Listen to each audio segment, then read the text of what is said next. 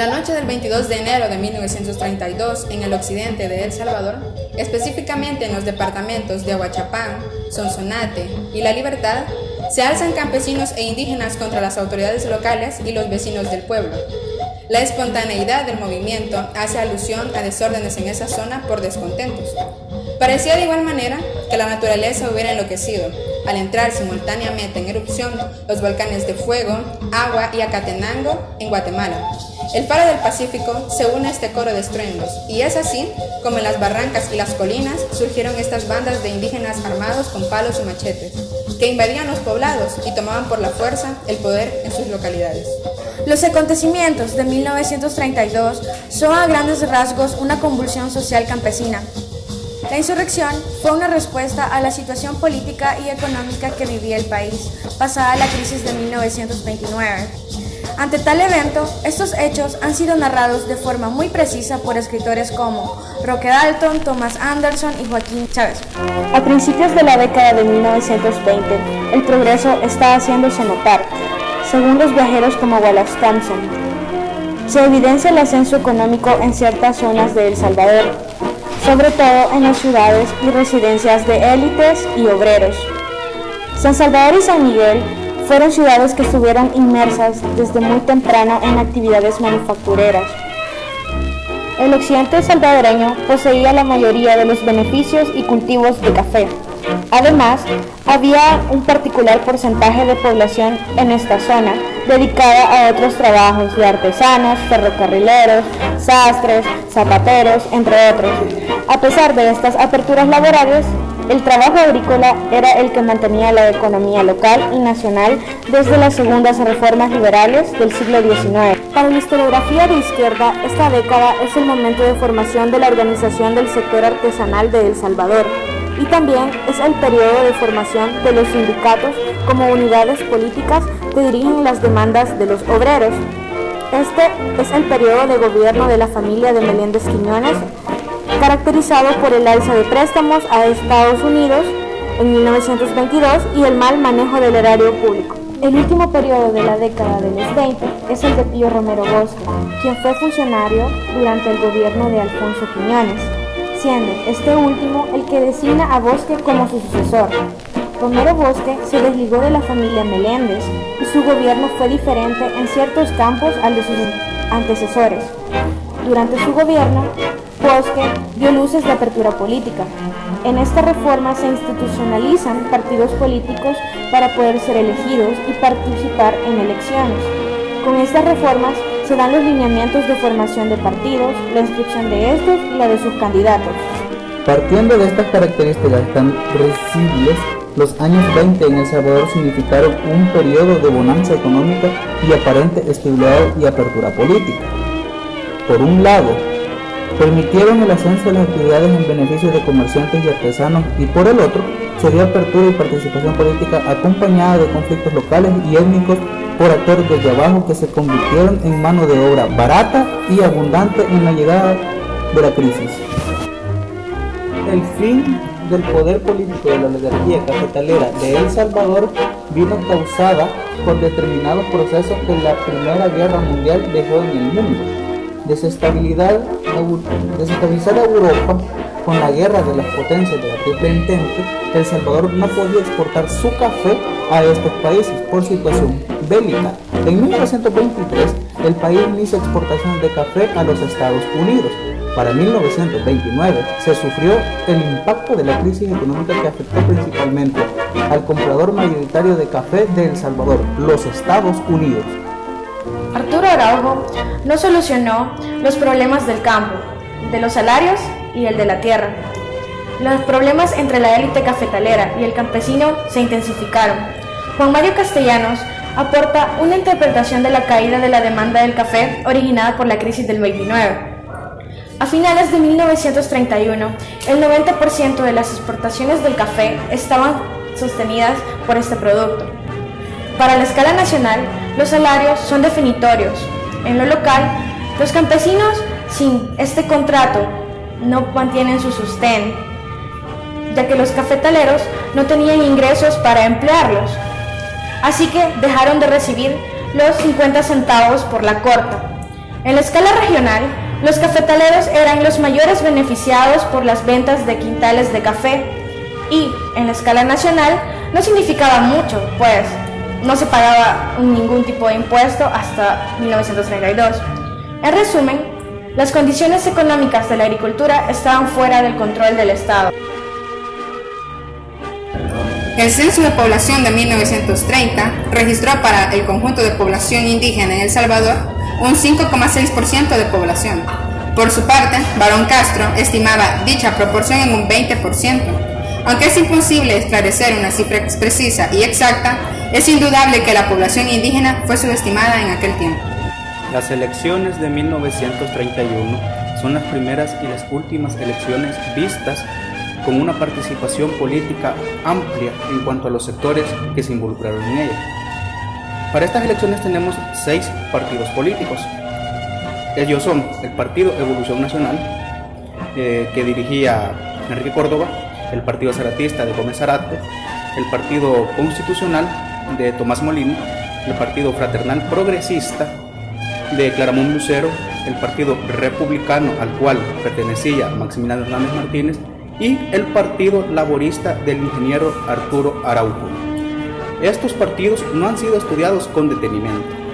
Cabe destacar que para estas elecciones fue un elemento nuevo contar con una participación más amplia de diferentes propuestas políticas. Las elecciones fueron ganadas por Arturo Araujo. Durante su campaña, Araujo habló de apoyar al sector campesino, quienes habían sido gravemente afectados debido a la crisis, el desempleo, los bajos salarios, las pésimas condiciones laborales y la falta de tierras para subsistir por otros medios. El gobierno de Araujo no supo cumplir con lo prometido, y no fue solo la falta de capacidad del presidente de administrar su gobierno, más bien por las situaciones que enfrentaba y la falta de apoyo de los altos sectores económicos. El 3 de diciembre de 1931, 11 oficiales se reúnen en el cuartel El Zapote para dar golpe de estado al ingeniero Arturo Araujo, presidente en turno. Según Roberto Turcios, el ministro de Defensa y vicepresidente general Hernández Martínez, se presenta al cuartel El Zapote y es puesto bajo arresto por esos oficiales. El 5 de diciembre, el general Martínez es declarado presidente interino y desde el momento del golpe de Estado, Estados Unidos manifestó su rechazo a todas las acciones en torno al hecho, por considerarlo inconstitucional. Esta posición se sostuvo durante el primer gobierno de Martínez. Luis Gerardo Monterrosa manifiesta que el sector militar venía con un crecimiento institucional desde años atrás.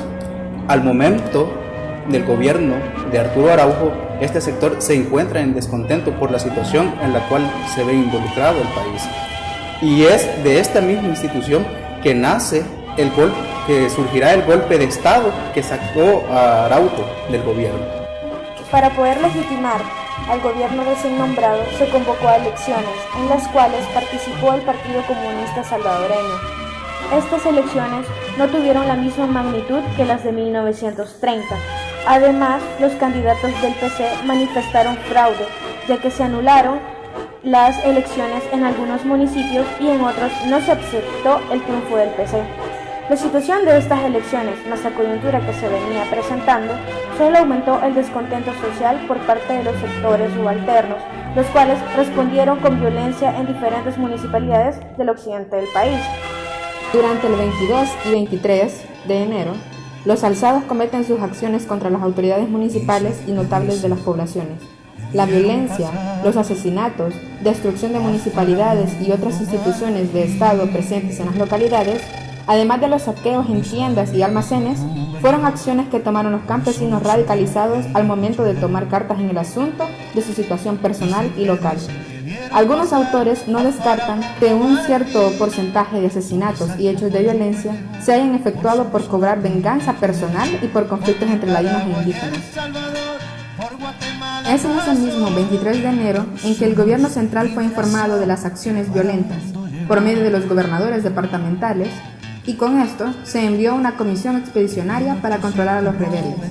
Al frente de esta comisión se ubicó al ministro de Defensa, general José Tomás Calderón, y los militares reforzaron las unidades desplegadas en la zona, además de las patrullas de las guardias nacionales que se encontraban enfrentando el ataque.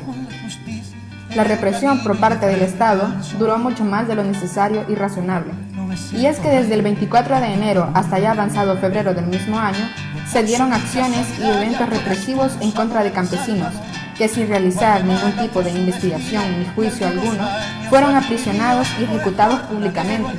Además, se manifestó que habían sido exterminados los comunistas y sus colaboradores en el lugar.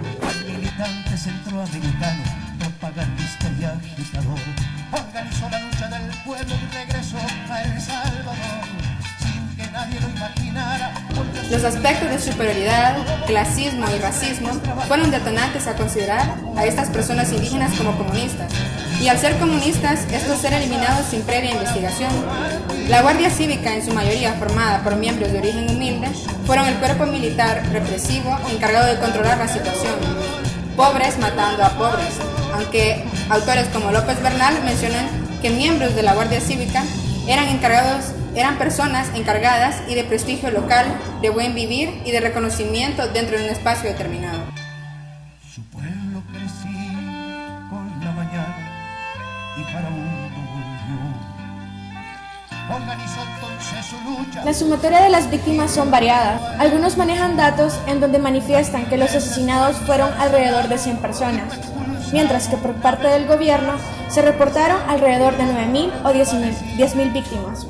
Roque Dalton, en su obra Miguel Mármol, en los sucesos de 1932 en El Salvador, asegura que las víctimas rodaban en 30.000 personas. La rebelión y sus causas han sido interpretadas de forma muy variada. En primer lugar, los acontecimientos y su contexto tienen suficientemente complejidad por sí mismos, y en segundo, la rebelión como percepción mítica ha condicionado la vida política de El Salvador, sobre todo por la izquierda salvadoreña durante la década de 1970 en adelante. Pasados los sucesos antes mencionados, surge el reconocimiento de los sectores altos y medios al gobierno de Hernández Martínez. Posterior a esto es que se traduce o se cambia el discurso oficial. Se convierte en un discurso de corte paternalista en cuanto a lo social y lo étnico. Y de esta forma es que se instaura y se desarrolla un gobierno de corte personalista basado en la figura de Hernández Martínez. 30.000 los que cayeron, obreros y campesinos. Existe un antes y un después de los acontecimientos de 1932, y es que alrededor de estos existe una ruptura de identidad y un cambio en cuanto a las identidades de todos estos grupos indígenas. Para la década de 1970, estos acontecimientos marcan la memoria colectiva de estos grupos y del país. Como el de Aquino, de Anastasio Aquino, y de otros que la historia no registra en El Salvador, pero que sí están registradas en los archivos en México, en España y hasta en Rusia, en los archivos de Moscú. Entonces, pero que sí se sabe que hubo todo este levantamiento de campesinos y que son gente de los pueblos originarios que reclamaban su tierra como patrimonio y que fue arrebatado. Este es como el preámbulo, digamos, histórico, pero que se agrava con la crisis del capitalismo de los años 20, que se estudia, ¿no? Que el 28, 29 y los años 30 fueron difíciles para el capitalismo, para su modelo económico, y que eso también afecta al país. Las consecuencias de los hechos de 1932 a grandes rasgos en cuanto a lo político son, por un lado, como lo expresa Roberto Turcios, el gobierno del general, basado en la figura del mandatario que dirige el Ejecutivo. También tenemos el cierre de los espacios políticos. Martínez no permite que se asocien los sindicatos y otras agrupaciones políticas y solo instaura su único partido, que es el Partido Nacional Pro Patria, con el cual le permite dar legitimidad a su gobierno. Y un elemento muy característico es el continuismo a partir del segundo periodo de gobierno, que es una de las causas que posteriormente generará el declive de su gobierno y la salida de Hernández Martínez del órgano ejecutivo.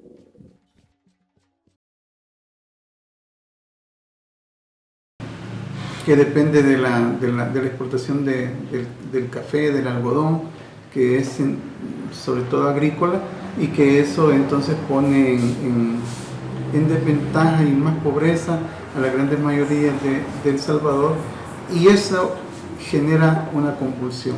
Eso es el aspecto económico, y el aspecto político es que siempre hay una falta de democracia, y la falta de democracia, aunado con la crisis económica, el problema de la carestía de las necesidades básicas, entonces genera indiscutiblemente el combustible que hace los estallidos sociales.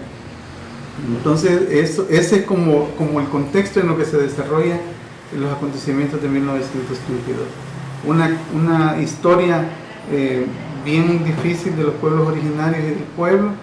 Se desarrolla también el problema económico mundial que nos afecta indiscutiblemente, y que hay una falta de democracia, la falta de democracia es cuando no se ponen los gobernantes que el pueblo pide.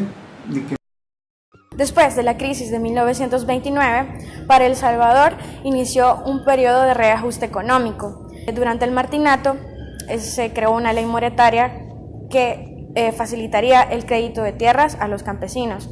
En 1934 se creó el Banco Hipotecario, que estabilizaría las condiciones de los cafetaleros y de los pequeños agricultores. También se evitó que se hicieran más préstamos hacia Estados Unidos, evitando el endeudamiento público, y se mantuvo un periodo de estabilidad en cuanto a las instituciones del Estado, pues no se dejó de pagar los salarios a los empleados públicos.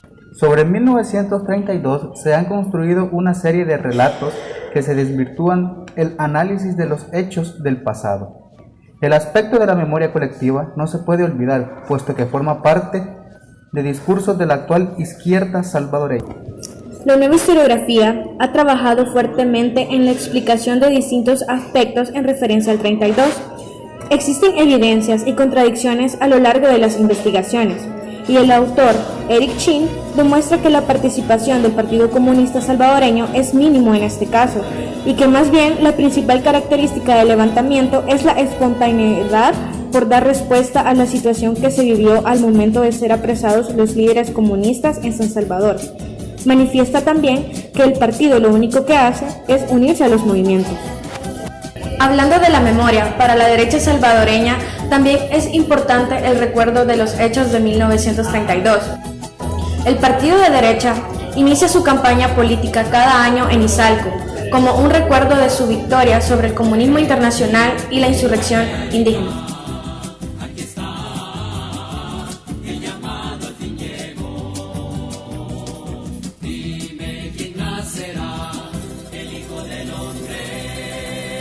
Esa es la derecha salvadoreña. Por otro lado, la izquierda recuerda los hechos del 32 como la primera insurrección comunista en América Latina.